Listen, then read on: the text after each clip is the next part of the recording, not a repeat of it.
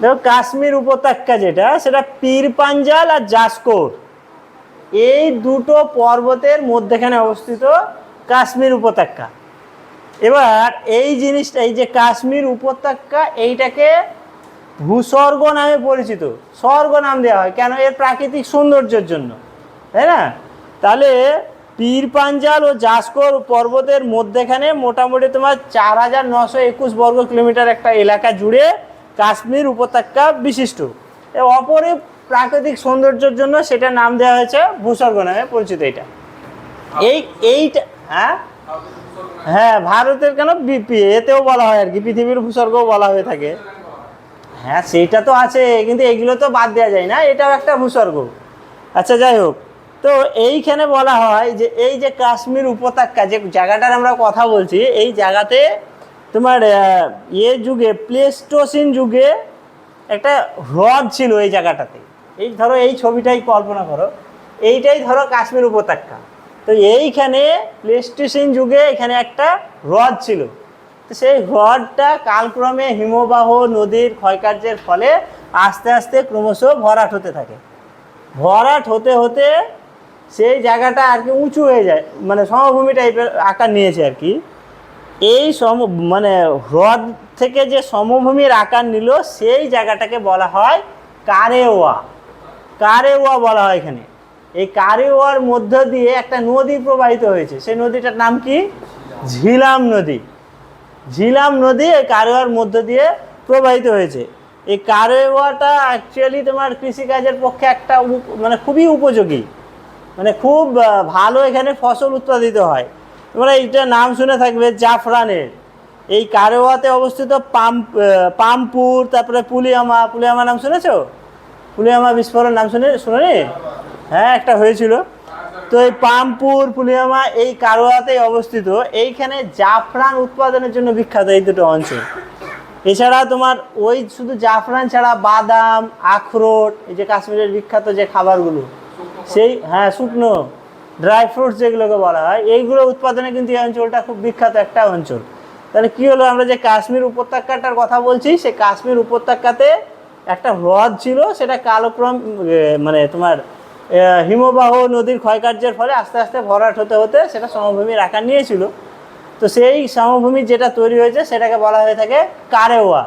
এই কারেওয়ার মধ্য দিয়ে একটা নদী প্রবাহিত হয়েছে ঝিলাম। এটা যেমন কৃষিকাজে জল সরবরাহ করে, সেরকম এটা তোমার ওই অঞ্চলটা লাইফ লাইনও বলা যায়, কারণ বিভিন্ন কাজে ব্যবহার হয়। জলের তো আর নাই, ব্যবহারের শেষ নেই, সেই কারণে। তাহলে কারওয়া অঞ্চলটা কৃষিকাজের পক্ষে উপযোগী। আমরা দেখলাম যে পামপুর, পুলিয়ামা এই সমস্ত অঞ্চলগুলো জাফরান, বাদাম, আখরোট এই সমস্ত চাষের জন্য বিখ্যাত। জাফরানটা বলে রাখি, জানো কি জানো না জানি না, সব থেকে হ্যাঁ যত রকমের মশলা আছে তা লাখ টাকা না, মানে তবে বেশ ভালোই দাম আছে। লাখ টাকা কিনা বলতে পারছি না। তো হ্যাঁ সবচেয়ে দামি মশলা বলা হয় জাফরানটাকে। আর একটা জিনিস এখানে বলে রাখি, দেখো সিয়াচেন হিমবাহ, এটা ভারতের বৃহত্তম হিমবাহ। কোথায় অবস্থিত বলো তো? লাদাখে নুব্রা উপত্যকায় অবস্থিত এই লাদাখ, এই সিয়াচেন হিমবাহটা, এটাই ভারতের বৃহত্তম হিমবাহ। এবার যদি তোমরা জানতে চাও পৃথিবীর বৃহত্তম পার্বত্য হিমবাহ, এটা হচ্ছে আলাস্কার হাবার্ড। এটা হ্যাঁ যদি করতে পারো, লিখে নিতে পারো, পৃথিবীর বৃহত্তম পার্বত্য হিমবাহ এটা আলাস্কার হাবার্ড। পার্বত্য হিমবাহ পৃথিবীর বৃহত্তম। এরপরে হচ্ছে তোমার মহাদেশীয় হিমবাহ, এটাও আর কি পৃথিবীর দীর্ঘতম মহাদেশীয় হিমবাহ হলো লাম্বার্ট, আন্টার্কটিকার। লাম্বার্ট হলো তোমার মহাদেশীয় হিমবাহ।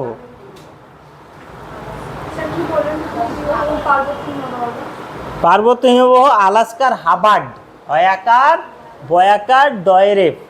হাবার্ড হলো পৃথিবীর বৃহত্তম না হ্যাঁ পার্বত্য হিমবাহ। আর একটা বললাম সেটা হচ্ছে পৃথিবীর দীর্ঘতম মহাদেশীয় হিমবাহ, সেটা বললাম ল্যাম্বার্ট। লয়ে জফালা আকার ময়াকার বয়াকার টয়রেফ, ল্যাম্বার্ট। আর দ্রুততম হিমবাহ যদি বলি, সব থেকে খুব জোরে আর কি প্রবাহিত হয় যে হিমবাহটা, সেটা হচ্ছে গ্রিনল্যান্ডের কোয়ারেয়াক। কোয়ারেয়াক, কয়কার অন্তুস্তায়াকার রয়েকার অন্তুস্তায়াকার ক, ঠিক আছে, কোয়া রেয়াক, হ্যাঁ হয়েছে। আচ্ছা, এরপরে আমি এতে চলে যাব, লাদাখ মালভূমি, এতে চলে যাব। দেখো জম্মু কাশ্মীর রাজ্য মানে এখন আর জম্মু কাশ্মীরে নেই, ওটা ভেঙে দেওয়া হয়েছে। জম্মু কাশ্মীর আলাদা করা হয়েছে, লাদাখ এখন আলাদা করা হয়েছে। তো লাদাখ মালভূমি যেটা, সেটা হচ্ছে তোমার 400 কিলোমিটার দৈর্ঘ্য, কারাকোরাম পর কি কোনটা এলো, লাদাখ এলো, আগে তো কারাকোরাম ছিল। আচ্ছা ঠিক আছে, লাদাখটাই হোক, কারাকোরামটা মিস হয়ে গেছে। আচ্ছা ঠিক আছে, কারাকোরাম ও কাশ্মীর হিমালয়ের মধ্যে লাদাখ মালভূমি অবস্থিত। নাম শুনেছো লাদাখে, অনেক ঘুরতে যায় আর কি। তো কারাকোরাম পর্বতশ্রেণী আর কাশ্মীরের মধ্যে 350 কিলোমিটার দৈর্ঘ্য, লম্বাতে হচ্ছে 350 কিলোমিটার এই মালভূমিটা অবস্থিত। এটা ভারতের সর্বোচ্চ মালভূমি, মানে ভারতে যতগুলো মালভূমি আছে তার মধ্যে সবথেকে উঁচুতে অবস্থিত মালভূমি হচ্ছে এই লাদাখ মালভূমি। এই শীতল মরুভূমি নামেও পরিচিত। মরুভূমিকে কাকে বলা হয়? যে অঞ্চলটায় বৃষ্টিপাত হয় না আর কি, রুক্ষ, যেখানে গাছ গাছড়া জন্মাতে পারে না, সেই জায়গাটাকে মরুভূমি বলা হয়। তো এই জায়গাটার অবস্থা ঠিক সেই রকম, বৃষ্টিপাতের পরিমাণ একদমই কম, সেই সঙ্গে হচ্ছে তোমার রুক্ষ একটা এলাকা, বেশিরভাগ সময়টাই মানে আর কি শীতের প্রকোপটা অনুভব করা যায়। তো এই জন্য এই অঞ্চল মানে লাদাখ মালভূমিটাকে শীতল মরুভূমি নাম দেওয়া হয়েছে। মরুভূমি উষ্ণও হয়, শীতলও হয় আর কি, ম্যাক্সিমামটা আমরা উষ্ণটাই জানি, কিন্তু এটা শীতল মরুভূমি নামে পরিচিত। তাহলে দুটো জিনিস এখান থেকে আমরা জানতে পারলাম, একটা হচ্ছে ভারতের সর্বোচ্চ মালভূমি, আর একটা জানতে পারছি আমরা যে শীতল মরুভূমি কাকে বলা হচ্ছে, লাদাখ মালভূমি। লাদাখ মালভূমির লম্বাতে কত বললাম, 350 কিলোমিটার। এবার কোন দুটো পর্বতের মধ্যে অবস্থিত? কারাকোরাম পর্বত শ্রেণী আর তোমার হচ্ছে কাশ্মীর হিমালয়, এই দুটো পর্বতের মধ্যেখানে অবস্থিত হচ্ছে এই তোমার লাদাখ মালভূমি। বোঝা গেল? আচ্ছা ঠিক আছে, আর একটা জিনিস ওটা মিস হয়ে গেছে, আমি বলে দিচ্ছি। দেখো এখানে তোমার কারাকোরাম পর্বতশ্রেণী সম্পর্কে একটু বলার ছিল। কারাকোরাম পর্বতশ্রেণীটা হচ্ছে গিয়ে তোমার 400 কিলোমিটার দীর্ঘ একটা পর্বত। কারাকোরামটা হচ্ছে 400 কিলোমিটার দৈর্ঘ্য একটা পর্বত। এই কারাকোরাম পর্বতটাকে সংস্কৃত ভাষায় বলা হয় কৃষ্ণগিরি। কৃষ্ণগিরি সংস্কৃত ভাষায় এই কারাকোরাম পর্বতটার নাম দেওয়া হয়েছে কৃষ্ণগিরি। এটা ভালোভাবে মনে রাখবে যে কারাকোরাম পর্বত শ্রেণীটার সংস্কৃত নামটা কি, কৃষ্ণগিরি। এই কারাকোরাম পর্বতের সর্বোচ্চ শৃঙ্গ কোনটা? Godwin Austen. এছাড়াও আর একটা নাম আছে, সেই নামটা কি? K2। এর K2 নামটা কেন এলো? দেখো না, যেটুকু বলা হয় সেটা হচ্ছে কারার কোরাম, দুটো পর্বতশৃঙ্গ আছে, এই দুটোর কে নেওয়া হয়েছে, সেই জন্য K2 নামটা দেওয়া হয়েছে। তোমার যেটা বলছে সেটা হয়তো সঠিক হতে পারে, আমার ঠিক জানা নেই ওটা। তা আমি যেটা জানি সেটা হচ্ছে কারা কোরাম, দুটো পর্বতমালা, দুটো পর্বত, ওই দুটো পর্বতের কে নিয়ে কারা মানে K2টা গঠিত হয়েছে, এইটাই। এবার ভারতের সর্বোচ্চ শৃঙ্গ হিসেবে এটাকে এতদিন পর্যন্ত দেখানো হতো বইয়ে, আমি যেখান থেকে পড়ে এসেছি সেখানেও লেখা আছে। বর্তমানে ওইটা অনেক জায়গায় দেখা যাচ্ছে যে কাঞ্চনজঙ্ঘাটাকে ভারতের সর্বোচ্চ শৃঙ্গ ধরা হচ্ছে। এবার কারাকোরাম পর্বত শ্রেণীটা হলো মানে K2 যেটার কথা বলছি, এটা কিন্তু পৃথিবীর দ্বিতীয় উচ্চতম শৃঙ্গ, 8611 মিটার উঁচু এটা। আর একটা জিনিস জেনে রাখো, এর সঙ্গে বললাম যখন সর্বোচ্চ বললাম আর কি, ভারতের সর্বোচ্চ শৃঙ্গের কথা এলো, ভারতের একটা সর্বনিম্ন স্থানও আছে, সেই স্থানটার নাম কি?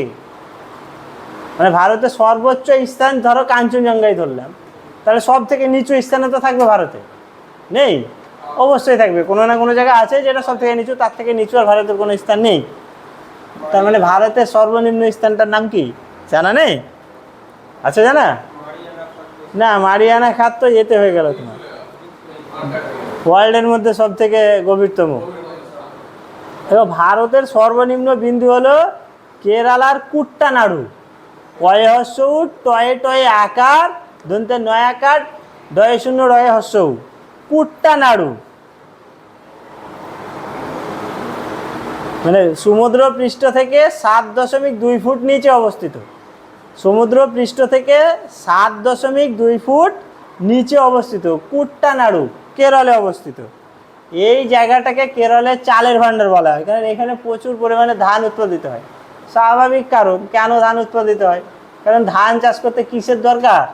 জলের দরকার। জল কোথায় জমবে? যেটা নিচু জায়গা সেখানে জমবে।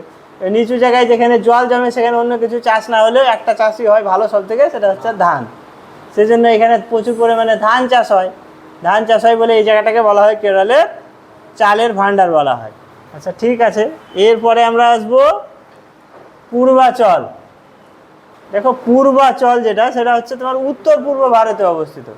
মানে পূর্বাচল বলতে কি বোঝানো হচ্ছে? দেখো একটা জিনিস বোঝানো হচ্ছে পূর্বাচল বলতে গেলে, যে হিমালয়টা গিয়ে এতে তোমার অরুণাচল প্রদেশে গিয়ে হঠাৎ দক্ষিণমুখী বাঁক নিয়েছে। সেটাকে বলেছিলাম যে সিনটেক্সিয়াল বেন্ড বলা হচ্ছে এটা। সে দক্ষিণমুখী বাঁক নিয়ে ভারতের যে 7 সিস্টার যে রাজ্যগুলো আছে, সেই রাজ্যগুলোর উপর দিয়ে গিয়ে আন্দামান নিকোবর দ্বীপপুঞ্জ হয়ে ইন্দোনেশিয়া পর্যন্ত বিস্তৃত, এটা মনে করা হয়ে থাকে। তো এই যে উত্তর পূর্ব ভারতের যে রাজ্যগুলোর উপর দিয়ে হিমালয়ের সেই অংশগুলো গেছে, সেই অংশগুলোকে বলা হচ্ছে পূর্বাচল হিমালয় বলা হয় আর কি। দেখো এইখানকার মধ্যে আমরা একটা একটা করে যদি আলোচনা করতে করতে যাই, তাহলে যে জিনিসগুলো দেখতে পাবো সেটা হচ্ছে গিয়ে, প্রথমে আমরা এতে যদি যাই, মানে অরুণাচল প্রদেশ থেকে শুরু করি, তাহলে অরুণাচল প্রদেশে পূর্বাচলের যে অংশের কথা বলছি আমরা, সেখানে দুটো পাহাড় উল্লেখযোগ্য। একটা হচ্ছে তোমার মিশমি পাহাড়, আর একটা হচ্ছে পাটকয়। মনে রাখবে ভালো করে, একটা মিশমি পাহাড় আর একটা পাটকয়। এই মিশমি পাহাড়ের সর্বোচ্চ শৃঙ্গ হলো দাফাবুম। এটা মনে রাখতে হবে, কোন পাহাড়ের সর্বোচ্চ শৃঙ্গ মানে কোনটা, এটা ভালোভাবে মনে রাখতে হবে। পারলে হাইটগুলো মোটামুটি মনে রাখবে। দেখো প্রপারলি, এই যেমন এখানে দাফাবুমের উচ্চতা হচ্ছে 4578। এটা না মনে থাকলে 80টাও মনে রাখার চেষ্টা করতে হবে, যে 4580 মিটার মতো। পরীক্ষার সময় মোটামুটি একটা ধারণা তোমরা পেতে পারো। এইটা, এই দাফাবুম পাহাড়টা কিন্তু সমগ্র শৃঙ্গটা সমগ্র উত্তর পূর্ব ভারতের সর্বোচ্চ শৃঙ্গ। মানে আসাম থেকে, হ্যাঁ বলো, দাফাবুমের উচ্চতা 4578 মিটার। এইটা সমগ্র উত্তর পূর্ব ভারতের সর্বোচ্চ শৃঙ্গ। মানে এর থেকে উঁচু আর পর্বতশৃঙ্গ উত্তর পূর্ব ভারতে নেই। তাহলে কি পাহাড়ের সর্বোচ্চ শৃঙ্গ দাফাবুম? মিশমি পাহাড়ে। মিশমি পাহাড়ের সর্বোচ্চ শৃঙ্গ হচ্ছে দাফাবুম। এটার উচ্চতা হচ্ছে 4578 মিটার। এটা সমগ্র উত্তর পূর্ব ভারতের সর্বোচ্চ শৃঙ্গ, এটা বললাম। এবার আমরা যদি তারপরের যে রাজ্যটা সেটাতে আসি, সেখানে হচ্ছে তোমার নাগাল্যান্ড অবস্থিত। নাগাল্যান্ডে দুটো পাহাড় উল্লেখযোগ্য, একটা হচ্ছে নাগা পাহাড় আর একটা হচ্ছে কোহিমা পাহাড়। বলছি সারামতি আসবো এবার আমি। নাগা পাহাড় আর কোহিমা পাহাড়, এই দুটো পাহাড় উল্লেখযোগ্য। এই দুটো পাহাড়ের মধ্যে নাগা পাহাড়ের যে সর্বোচ্চ শৃঙ্গ সেটাকে বলা হয় সারামতি। সেটার নাম, নাগা পাহাড়ের সর্বোচ্চ শৃঙ্গটার নাম হচ্ছে সারামতি। আর কোহিমা পাহাড়ের সর্বোচ্চ শৃঙ্গ হচ্ছে জাফভো। জয় বুর্গির জয়ে আকার প ভয়কার, জাফভো। এই দুটো মানে বিখ্যাত। এরপরে আমরা আসবো মণিপুরে। মণিপুরে একটা পাহাড়ি উল্লেখযোগ্য, সেটা হচ্ছে তুয়েনসাং। তুয়েনসাং মণিপুরের, এটা একটা পূর্বাঞ্চলের মানে অংশ আর কি। এটা একটা উল্লেখযোগ্য পাহাড়। দেখো মণিপুরে আর একটা জিনিস উল্লেখযোগ্য আছে, সেটা হচ্ছে ইম্ফল উপত্যকায় অবস্থিত। পাহাড়ে ঘেরা যে ইম্ফল উপত্যকাটা আছে, একটা উপত্যকা, বোঝো কি? হ্যাঁ, মানে পাহাড়ের খাঁজে কিংবা দুটো উঁচু পাহাড়ের মধ্যে যে সমতল ভূমি, সেটাকে উপত্যকা বলা হয়।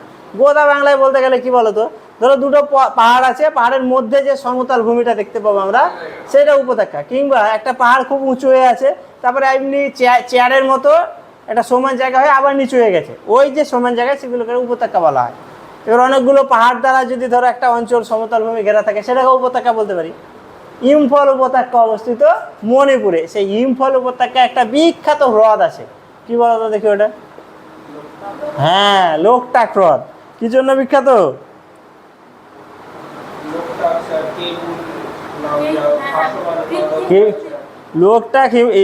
লোকটাক হ্রদ যেটা, সেটা একটা বৃহত্তম হ্রদ, সাধু জলের হ্রদ। আর একটা হচ্ছে প্রাকৃতিক সৌন্দর্যের জন্য বিখ্যাত। আর কেইবিউ লামজাও যেটা বলছো, সেটা হচ্ছে ভাসমান হ্রদ এটা। আচ্ছা, এরপরে দেখো আমরা মিজোরামে আসবো। হ্যাঁ, ন্যাশনাল পার্ক অবস্থিত কেইবুল লামজাও, সরি, হ্রদ বলতে গেলে হ্রদের মধ্যেই তো অবস্থিত, তাই না? আচ্ছা দেখো, মিজো পাহাড়ের সর্বোচ্চ শৃঙ্গ হলো, মিজোরামে একটা পাহাড় আছে বিখ্যাত, সেটা হচ্ছে মিজো পাহাড়। মিজোরামের রাজ্যের নাম অনুসারে নামটা নেওয়া হয়েছে। সর্বোচ্চ শৃঙ্গটা হচ্ছে নও জোয়ার রো। নও জোয়ানও পড়েছিলাম অনেক জায়গায়, এখানে নও জোয়ার দিয়েছে। নও জোয়ার, হ্যাঁ জো, এইটা নও জোয়ার রো থাকে অনেক জায়গায় দেখবে, মানে এক একটা বই এক এক রকম আছে। হ্যাঁ জোটাই ঠিক, নও জোয়ার জো, এইটা হচ্ছে সর্বোচ্চ শৃঙ্গ। এবার এরপর যে পূর্বাচল হিমালয় যেটার কথা বলছি, সেইটা এবার সমুদ্রে নেমে গেছে, তারপর আন্দামান নিকোবর দ্বীপপুঞ্জ হয়ে সোজা গিয়ে তোমার ইন্দোনেশিয়া পর্যন্ত বিস্তৃত। আরেকটা জিনিস এখানে আমার বলার আছে, নইলে মিস হবে এইটা। দেখো একটা দেশ, ভারত একটা দেশ, মায়ানমার একটা দেশ, এই দুটো দেশের মধ্যে বর্ডারের মতো কিছু পাহাড় অবস্থিত, সেইগুলো আমাদেরকে একটু জানতে হবে। দেখো পাটকয় বুম যে পাহাড়টার কথা আমরা বলছি, এই পাটকয় বুমটা অরুণাচল প্রদেশ এবং মায়ানমারের মধ্যে আন্তর্জাতিক যে সীমারেখা সেটা নির্ধারণ করেছে। কি পাহাড়ের কথা বললাম? পাটকয় বুম। এটা পরীক্ষায় আসে, ভালোভাবে করবে, মনে রাখবে। পাটকয় বুমটা হচ্ছে তোমার অরুণাচল প্রদেশ। অরুণাচল প্রদেশ কোন দেশের অংশ? ভারতের। মানে কার সঙ্গে শেয়ার করছে? মানে না, অ্যাকচুয়ালি আমি যে পাহাড়টার কথা বলছি পাটকয় বুম, সেইটা অরুণাচল প্রদেশের সঙ্গে মায়ানমারের যে মানে বর্ডার সে করছে আর কি, মানে নির্ধারণ করছে, তার মানে ভারতের সঙ্গেও করছে, তাই না? অরুণাচল প্রদেশ যেহেতু ভারতেরই একটা রাজ্য, সেই জন্য ভারতের সঙ্গে মানে মায়ানমারের সীমারেখা নির্ধারণ করছে। আর একটা হচ্ছে গিয়ে তোমার নাগা ও মণিপুর পাহাড়, মণিপুর ও মায়ানমারের মধ্যে সীমান্ত নির্ধারণ করে। নাগা পাহাড় আর মণিপুর পাহাড়, এই দুটো পাহাড়। হ্যাঁ কোন চ্যাপ্টার চলছে আজকে? ভূগোলে ভূপ্রকৃতি। কেউ নেবা? নোট নেবা? কে নেবা? যে নেবা মেসেজ করবে, তাই তো? না বল, ওইদিকে যাও না।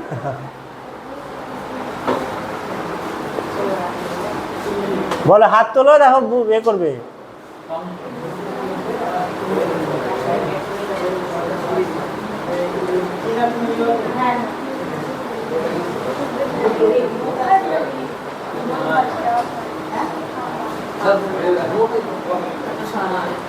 ভূগোলে এখানে কিছু নেই, 70% আউট। আচ্ছা ঠিক আছে, তোমার কালার ক্লাসটা হোক, তোমার সঙ্গে বসতে হবে আমাকে 5 মিনিট। আচ্ছা বলো, যেটা বলছিলাম আমি, যে নাগা ও মণিপুর পাহাড় মণিপুর ও মায়ানমারের মধ্যে সীমানা নির্ধারণ করেছে। আগেরটা কি বললাম? কি পাহাড় বললাম? পাটকয় বুম। কার সঙ্গে কার করেছে? অরুণাচলের সঙ্গে মায়ানমারে। এবার কি বললাম? নাগা ও মণিপুর পাহাড় কোন রাজ্যের সঙ্গে মায়ানমারের সীমারেখা নির্ধারণ করছে? মণিপুরের সঙ্গে মায়ানমারের। একটা বললাম পাটকয় বুম, আর একটা বললাম নাগা ও মণিপুর পাহাড়। ভালোভাবে করো, শোনো। একটা পাটকয় বুম, ওটা কার সঙ্গে? অরুণাচল প্রদেশের সঙ্গে মায়ানমারেরই সীমারেখা নির্ধারণ করবে। মায়ানমার একদিকে থাকবে। আর একটা পাহাড়ের নাম বললাম, সেটা হচ্ছে নাগা পাহাড় আর মণিপুর পাহাড়। এই দুটো কার সঙ্গে, কোন রাজ্যের সঙ্গে? মণিপুরের সঙ্গে মায়ানমার। এটা গেল। এবার আরকানা ওমা, এটা একটা পাহাড়ের নাম। আরকানা ওমা, এইটা তোমার নাগাল্যান্ডের সঙ্গে মায়ানমারের সীমারেখা নির্ধারণ করছে। বোঝা গেল? এই কটা গেল। এবার দেখো আরেকটা জিনিস যেটা আলোচনা করার, সেটা হচ্ছে তোমার মেঘালয় মালভূমি। এটা খুব একটা আছে আর কি, গুরুত্বপূর্ণ যে কি বলছো তুমি? হ্যালো, কিছু বলছো? কোনটা খুঁজছো? নোটে কিছু নেই? আরে ওইটা দেওয়া হয়নি, ওই জিনিসটা, সেজন্য তো ক্লাস 12টা মেলেনি। আমি বললাম তো ক্লাসটা হয়ে যাক, তারপর আমি তোমাকে দেখিয়ে দিচ্ছি। আচ্ছা ঠিক। হ্যাঁ, মেঘালয়ের রাজধানী শিলং। দেখো এটা, দেখো আসতে এদিকে দেখো, মেঘালয় মালভূমি। এইটা কোন রাজ্যে অবস্থিত? মেঘালয়ে অবস্থিত। একটা জিনিস বলা হয়ে থাকে যে দাক্ষিণাত্য যে মালভূমি, সেইটার যে বৈশিষ্ট্যগুলো, সেগুলো পুরোটা এখানে লক্ষ্য করা যায়। দাক্ষিণাত্য মালভূমি ভারতের যে উত্তর মানে ছোটনাগপুর মালভূমি ছাড়িয়ে তোমার এতে গিয়ে মেঘালয় গিয়ে মোটামুটি বৈশিষ্ট্যগুলো লক্ষ্য করা যাচ্ছে। দেখো মেঘালয় যে মালভূমি সেটা গারো খাসিয়া, এটা আবার কি গো জয়ন্তিয়াটা কি হয়ে গেছে, এটা জয়ন্তিয়া মিকির পাহাড় নিয়ে গঠিত। জয়ন্তিয়া এটা তো ঠিক করতে হবে, এটা কই আচ্ছা এ বাবা এটা তো লিখলেই তো হয়ে যাবে সব। হ্যাঁ দাঁড়াও দাঁড়াও, এটা রিমুভ হয় না যে, ওইখান থেকে পেলে ভালো হতো। এটাতে লিখলে আবার হয়ে যাবে। কোনখান থেকে রিমুভ হবে? এটা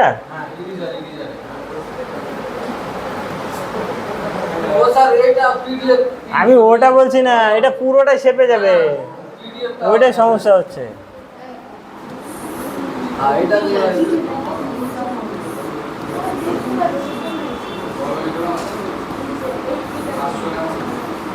এটা জয়ন্তিয়া, হ্যাঁ জয়ন্তিয়া মিকির পাহাড় নিয়ে এটা গঠিত, মানে মেঘালয় মালভূমি এগুলো। এর মধ্যে দেখো দেওয়া হয়েছে যে খাসি পাহাড়ের শিলং সর্বোচ্চ শৃঙ্গ, মানে খাসি পাহাড়ের সর্বোচ্চ শৃঙ্গ হলো শিলং, এইটাই হলো মেঘালয় মালভূমির আবার সর্বোচ্চ শৃঙ্গ। মানে এটা বলা হচ্ছে যে খাসি পাহাড়ের সর্বোচ্চ শৃঙ্গ হলো শিলং, আর এই শিলংটাই পুরো মেঘালয় মালভূমির সর্বোচ্চ শৃঙ্গ। এটা 1961 মিটার উঁচু, এটা মানে এর হাইটটা হচ্ছে 1961 মিটার, এইটা হাইট। আচ্ছা এবার শিলংয়ের দক্ষিণে, যে শিলংয়ের কথা আমরা বলছি সেই শিলংয়ের দক্ষিণে চেরা মালভূমি অবস্থিত। শিলংয়ের দক্ষিণে মানে কোন পাহাড়ের দক্ষিণে? খাসি পাহাড়ের দক্ষিণে একটা মালভূমি আছে, যে মালভূমিটার নাম হচ্ছে চেরা মালভূমি। এই চেরা মালভূমি একটা কারণে বিখ্যাত, সেটা হচ্ছে চুনা পাথরের থাম।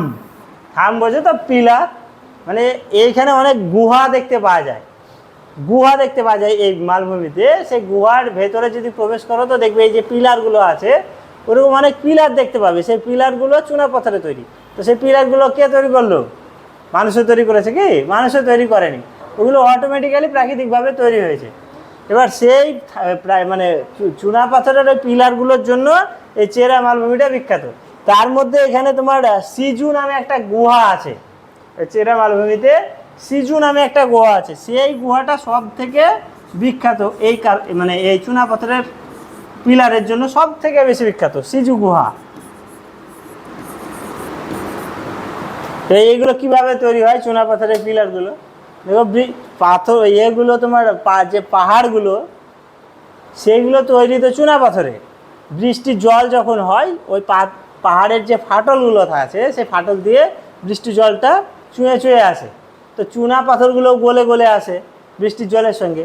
ওই গলে গলে পড়ে প্রথমে মাটিতে পড়েছে, ওই একই জায়গায় পড়তে পড়তে জমতে জমতে জমতে জমতে গিয়ে তোমার যে ছাদ আছে গুহার, সে ছাদে গিয়ে মানে একদম লেগে গেছে। ওই রকমভাবে সেই পিলারগুলো তৈরি হয়ে গেছে চুনা পাথরের এগুলো। আচ্ছা এইটা গেল। এরপরে হচ্ছে গিয়ে তোমার যা বাবা তুই এবার দেখলে ওটা।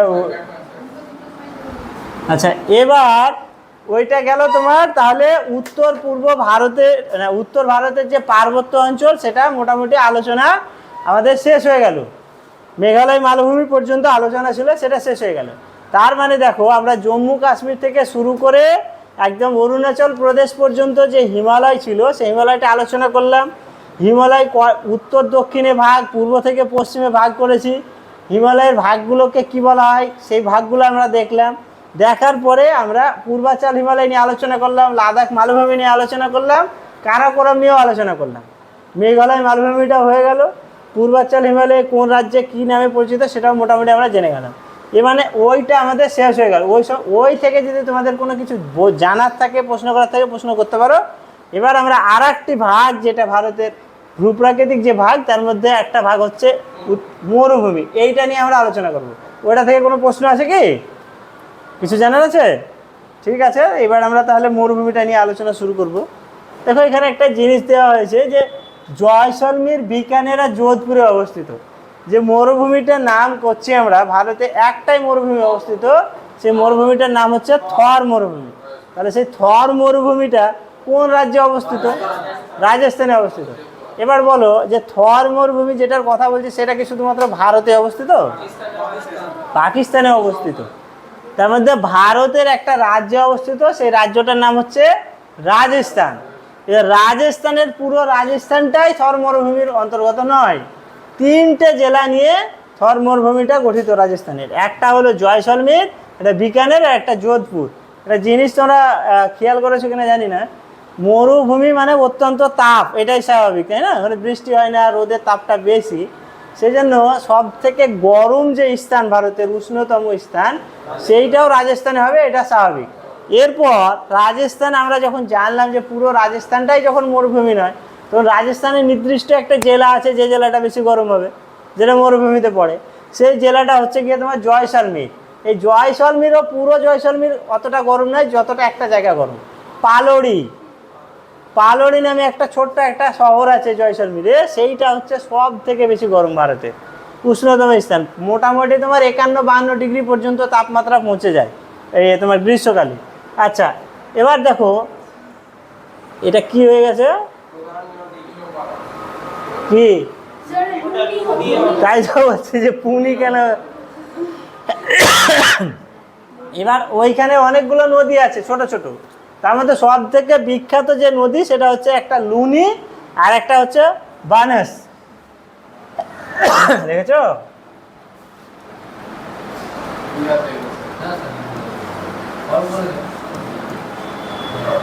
আচ্ছা, এইটা হচ্ছে লুনি।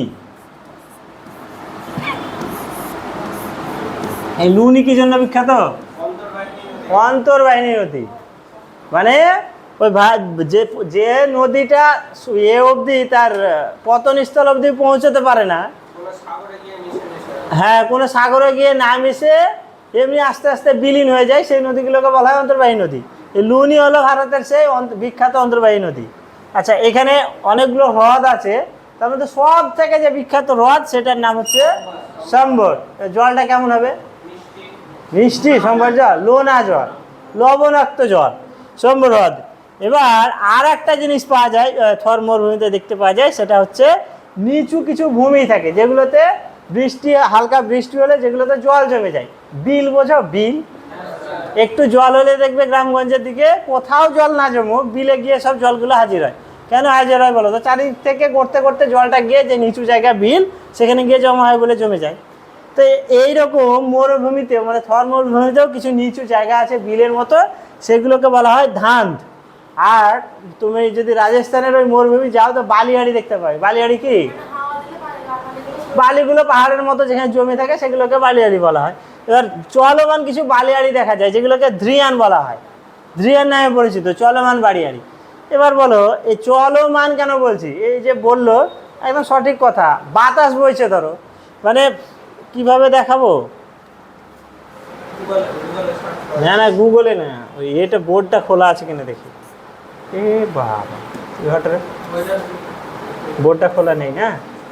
আচ্ছা ঠিক আছে,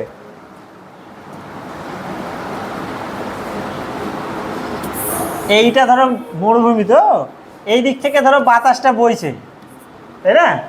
এইখানে ধরো একটা কোনো গাছ কিংবা কিছু একটা আছে ধরো, সেইখানে বালিটা উড়ে যাচ্ছে তো বাতাসের সঙ্গে, তো উঠতে উঠতে গিয়ে এই গাছে ধাক্কা খেয়ে এখানে আস্তে আস্তে আস্তে বালিগুলো জমতে শুরু করলো, জমে গেল, গাছটাকে পুরো ধরো ঢেকে নিল। কিংবা কোনো একটা পাথর আছে, সেটার উপর বালি জমতে জমতে জমতে এই দিক থেকে বাতাস আসছে, এখানে ধাক্কা খেয়ে জমছে, জমতে জমতে শেষ পর্যন্ত দেখা গেল যে এইরকম একটা আকৃতি ধারণ করলো, এইটা এরকম একটা বালিয়াড়ি তৈরি হয়ে গেল পাহাড়ের মতো। তো এই যে জিনিসটা, এইটাকে আমরা বালিয়াড়ি বলছি। রাজস্থানে যে জিনিসটার কথা আমরা বলছি চলমান বালিয়াড়ি, এটা চলমান, মানে এইটা এখান থেকে আবার সরে চলে যাবে। কেন সরছে? তাহলে এই বাতাসটা যখন খুব জোরে বইছে তখন এইখানকার বালিগুলো উড়ে আস্তে আস্তে এই মুখে উঠতে উঠতে গিয়ে এইখানে জমা হচ্ছে। এই যে জমা হতে থাকছে, মানে এইখানকার বালি গিয়ে এখানে জমা হচ্ছে, মানে জিনিসটা দেখো আস্তে আস্তে আস্তে সরতে সরতে সরতে যাচ্ছে, এগোতে এগোতে এগোতে যাচ্ছে, তাই না?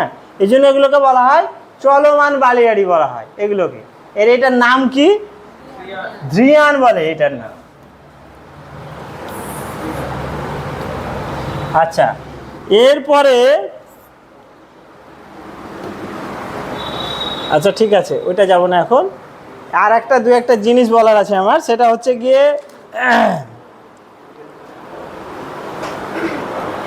আর একটা জিনিস জেনে রাখো, মরুস্থলী বলা হয়, মানে সব থেকে মরুভূমির যে আসল বৈশিষ্ট্য, সেই বৈশিষ্ট্যটা যেখানে সব থেকে ভালো লক্ষ্য করা যায়, রাজস্থানের একদম তোমার পশ্চিম দিক যেটা, সেই জায়গাটাকে মরুস্থলী বলা হয়।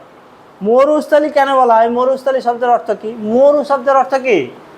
মরু মানে মৃত, আর স্থল, স্থলী মানে হচ্ছে স্থল, মৃতের স্থল যেটা, সেটা হচ্ছে মরুস্থলী। ওই কথাটা এখানে দেওয়া নেই, কিন্তু লিখে রাখো, মানে দিতে ভুল হয়ে গেছিলো, যে মরুস্থলী মানে হচ্ছে মৃতের স্থল।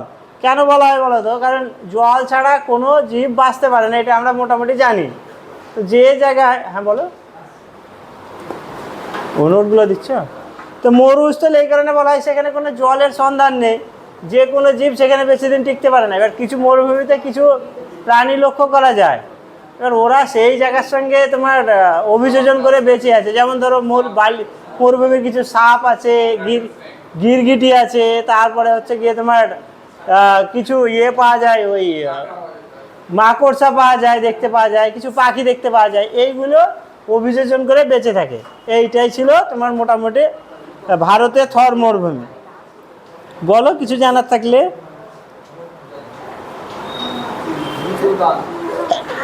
হ্যাঁ,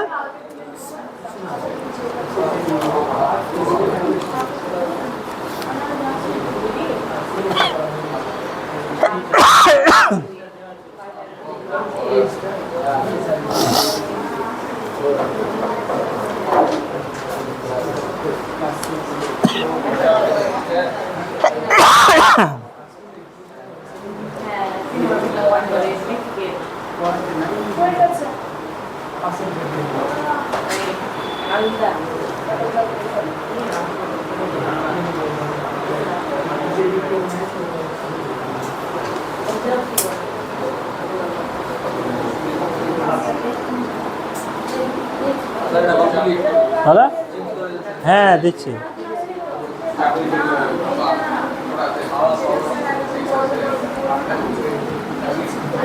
আচ্ছা দেখো, এবার গাঙ্গেয় সমভূমি যেটা, সেইটা সম্পর্কে আলোচনা হবে। তো এইখানে ধরো গাঙ্গেয় সমভূমির প্রথম যে জিনিসটা, আচ্ছা আস্তে কথা বলো না, গাঙ্গেয় সমভূমি বলতে গেলে ভারতের কোন অংশটাকে বোঝায়?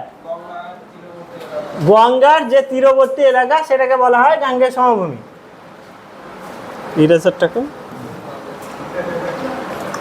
দেখো এইটা মোটামুটি আমরা যদি ভারতের একটা ম্যাপ আঁকি,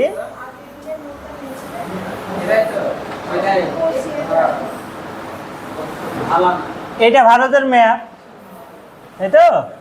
এটা ধরো আঁকলাম আমি, আমার যেটুকু দরকার সেটুকু হচ্ছে গঙ্গা নদীটা যেভাবে এইরকমভাবে গিয়ে তোমার সাগরে গিয়ে পড়েছে, তাই না?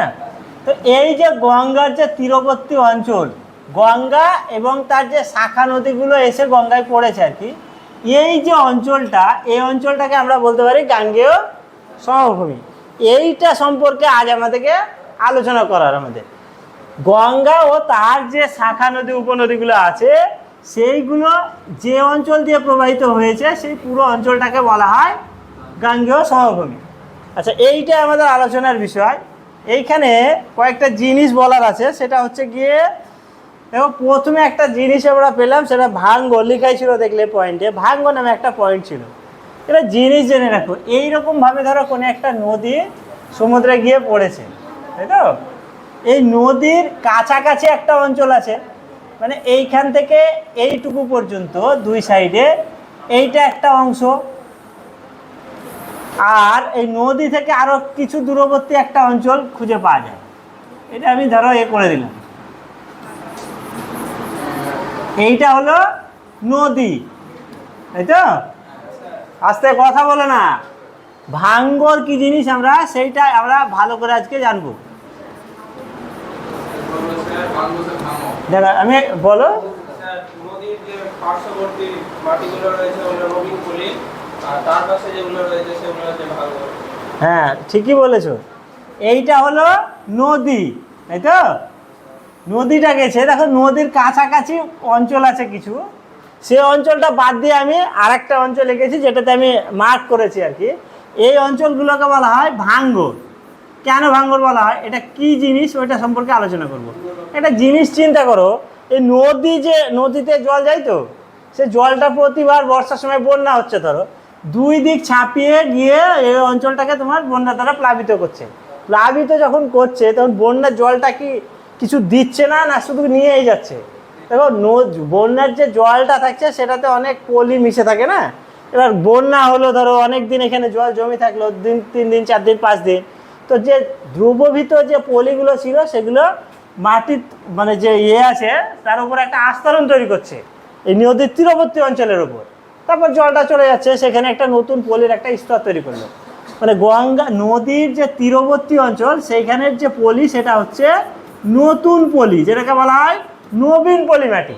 আর যে দূরবর্তী অঞ্চল এইখানকার যে মাটি সেটা হচ্ছে প্রাচীন পলি। এই যে নদী থেকে দূরবর্তী অঞ্চলে অবস্থিত প্রাচীন পলি দ্বারা গঠিত যে অঞ্চলটা, সেই অঞ্চলটাকে আমরা বলি ভাঙ্গর। কি বলি? ভাঙ্গর বলি। নদী থেকে দূরে অবস্থিত একটা পয়েন্ট, দ্বিতীয় পয়েন্ট হলো এর যে মাটি, সেই মাটিটা হবে প্রাচীন পলি মাটি, নতুন নয় কিন্তু প্রাচীন পলি মাটি। এই দুটো বৈশিষ্ট্য থাকলে আমরা তখন সেই অঞ্চলটাকে কি অঞ্চল বলবো? ভাঙ্গর অঞ্চল বলবো। আচ্ছা ঠিক আছে, এই অঞ্চলটা ভাঙ্গর অঞ্চল। এখানকার আর একটা বৈশিষ্ট্য দেখা যায়, সেটা হচ্ছে কাঁকর বলা হয়।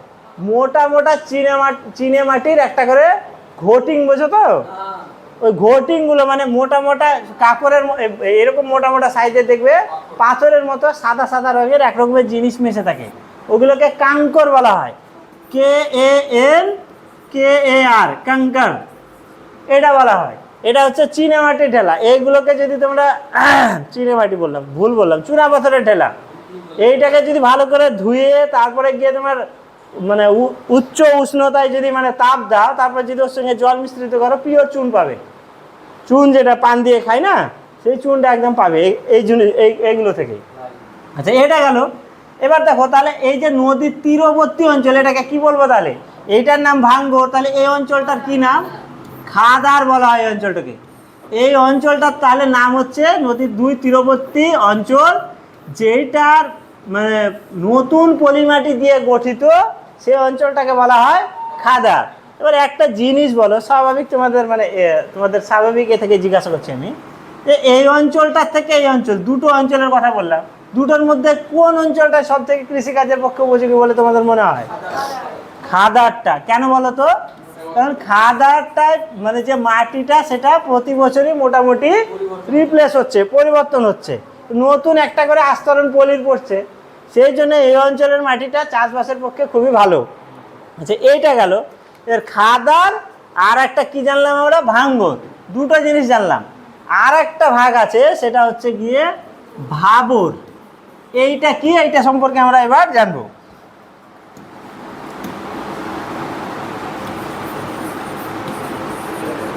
ভাবর এই জিনিসটা কি? ভাঙ্গর আর ভাবর এই দুটো গুলিয়ে ফেলবে না। ভাঙ্গর আর খাদার দুটো আলাদা জিনিস, ভাবর হচ্ছে আলাদা জিনিস। এইটা ধরো হিমালয় পর্বত। এই হিমালয় পর্বতের যে পাদদেশ, এই হিমালয় পর্বতটা সব আস্তে আস্তে মাটির সঙ্গে সমভূমির সঙ্গে মিশেছে। তো সমভূমির সঙ্গে যে মিশছে, তার মানে এই যে পাদদেশটা আছে হিমালয় পর্বতের, এই পাদদেশের যে অঞ্চলটা, এটা হচ্ছে ঈশ্বর ঢেউ খেলানো, মানে খুবই উঁচু না খুব নিচু না, হালকা ঢেউ খেলানো টাইপের। এখানে কি পড়ে থাকে? নুড়ি, পাথর, বালি, এই সমস্ত জিনিস এখানে ছড়িয়ে ছিটিয়ে আছে। এটা ঈশ্বর ঢেউ খেলানো স্যাঁতস্যাঁতে একটা অঞ্চল। এই অঞ্চলটাকে বলা হয় ভাবর বলা হয়। এই অঞ্চলটাকে মানে হিমালয় পর্বতমালার পাদদেশে চওড়া বিস্তৃত একটা সমভূমির মতো ঈশ্বর ঢেউ খেলানো একটা অঞ্চল দেখতে পাওয়া যায়, যে অঞ্চলটা কাদা, পাথর, বালি এই সমস্ত জিনিস দিয়ে তৈরি। এই অঞ্চলটাকে বলা হয় ভাবর। এইখানে হিমালয় পর্বত থেকে যে নদীগুলো এসছে, এখানে মানে এই অঞ্চলের যে মাটি, সেই মাটির সছিদ্রতাটা অনেক বেশি, মানে জলটা এখানে শুষে তলে চলে যায়। মানে তলে এইখানে এসে নদীগুলো অনেক সময় অন্তঃসলিলা হিসেবে প্রবাহিত হয়, মানে নদীর জল বেশি গভীরতা থাকে না, মনে হবে নদীই নাই। নদীটা ধরো গঙ্গা নদীটা দেখেছো তো, ওই নদীটা ধরো যদি ওই অঞ্চলের উপর দিয়ে যায়, এখানে কত আছে, গভীরতা আছে, ওইখানে কিন্তু একটা মোটামুটি ধরো 2-3 কিলোমিটার চওড়া হয়ে প্রবাহিত হচ্ছে, তার মানে বেশি খাল হবে? তার মানে ওইরকম ওই যে কাদা বালি পাথর আছে, ওর ফাঁকে ফাঁকে ফাঁকে ফাঁকে জলটা প্রবাহিত হচ্ছে, তুমি হেঁটেও পার হতে পারো, এমন একটা ব্যাপার তৈরি হয়, অন্তঃসলিলা হিসাবে এটা প্রবাহিত হয়। এর পরে যে অঞ্চলটা আমরা পাবো সেই অঞ্চলটা হচ্ছে একটু নিচু অঞ্চল, বিল যেটাকে বলছি আমরা, ওইরকম একটা অঞ্চল, স্যাঁতসেঁতে অঞ্চল বলা হয়। এই অঞ্চলটাকে একটা নাম আছে, সেটার নাম হচ্ছে তরাই। এই অঞ্চলটাকে কি অঞ্চল বলা হচ্ছে? তরাই। এটা হচ্ছে স্যাঁতসেঁতে একটা নিচু অঞ্চল। দেখো তরাই শব্দটা এসছে তার থেকে, TAR, তার মানে হচ্ছে হিন্দি কথা তার, তার মানে ভিজে, ভিজে মানে কি বাংলায় বলবো স্যাঁতসেঁতে, ভেজা যেটা, সেই অঞ্চলটা মানে নিচু একটা অঞ্চল। এটা মানে তোমার কি বলবো যে ভাবর অঞ্চলের দক্ষিণে নদীগুলো অনেক সময় বিস্তীর্ণ অঞ্চলব্যাপী জলাভূমির সৃষ্টি করে। এই নদীগুলো এসে একটা বিরাট বড় একটা জলাভূমি সৃষ্টি করে আবার এখানে উঠে চলে গেছে। এই যে অঞ্চলগুলো নিচু অঞ্চল, জলাভূমি অঞ্চল, এই অঞ্চলগুলোকে বলা হচ্ছে তরাই বলা হচ্ছে। বোঝা গেল? আচ্ছা ঠিক আছে, পরে